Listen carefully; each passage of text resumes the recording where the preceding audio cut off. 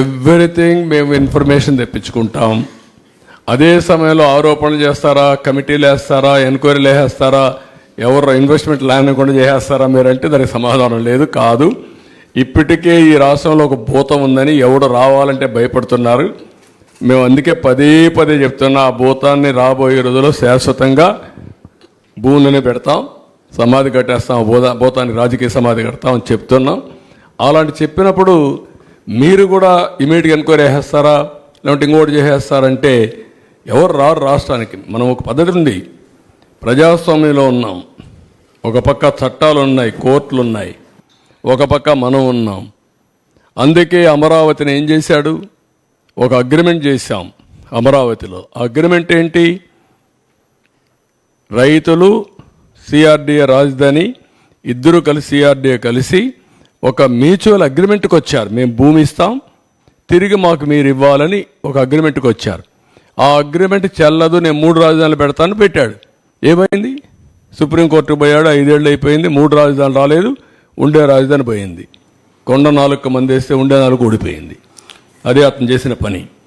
దానివల్ల ఎంత నష్టం వచ్చింది, లక్షల కోట్ల రూపాయలు నష్టం వచ్చింది. లక్షల కోట్ల రూపాయలు ప్రజాధనం ఆవిరైపోయింది. అందుకే నేను చెప్పాను, తిక్కలోడు సంతకు పోతే ఏమవుతుందని. అదే జరిగింది, తిరునాళ్ళకి పోతాయి.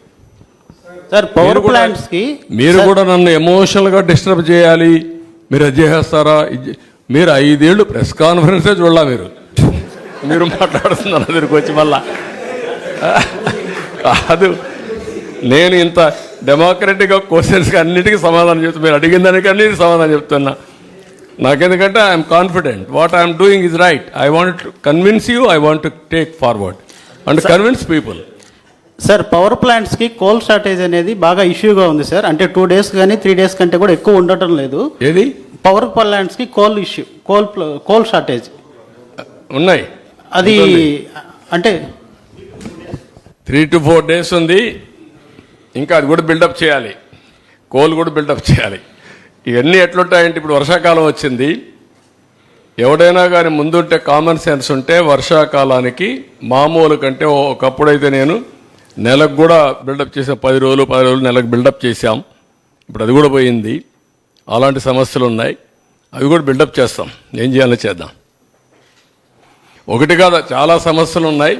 మీరు కూడా రాస్తే పాజిటివ్గా రాయండి, లేకపోతే ఎడ్యుకేటివ్గా రాయండి. ప్రజలకు ద్రోహం చేసే పని చేయొద్దని మీరు కూడా.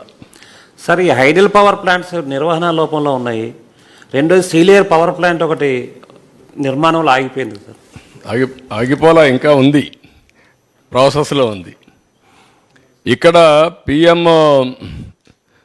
సూర్యఘర్ అని డొమెస్టిక్ ఇచ్చారు, అది మీరు చెప్పిన ప్రోగ్రాం. కుసుమ్ అని బి అని ఫామ్ ల్యాండ్కి ఇచ్చారు. కుసుమ్ సి సబ్స్టేషన్ లెవెల్లో కూడా ఒక ప్రోగ్రాం ఇచ్చారు. అంటే సబ్స్టేషన్ లెవెల్లో డిమాండ్ సప్లై బ్యాలెన్స్ కోసం ఒక 50 మెగావాట్లు 60 మెగావాట్లు అక్కడ ఇచ్చి అక్కడ చేయడం. కుసుమ్ బి ఫామ్ ల్యాండ్లోనే వాళ్ళకు సోలార్ అవన్నీ పర్మిషన్లు ఇవ్వడం, వాళ్ళు చేయడం. అదే మరి సూర్యఘర్ వచ్చి డొమెస్టిక్ ఇచ్చి రూఫ్ టాప్లో పెట్టడం. ఈ 3 ప్రోగ్రాంలు కూడా గవర్నమెంట్ ఆఫ్ ఇండియా ఇచ్చింది. ఇది ఏ విధంగా లాజికల్గా తీసుకుపోను, విల్ టేక్ ఇట్ అప్.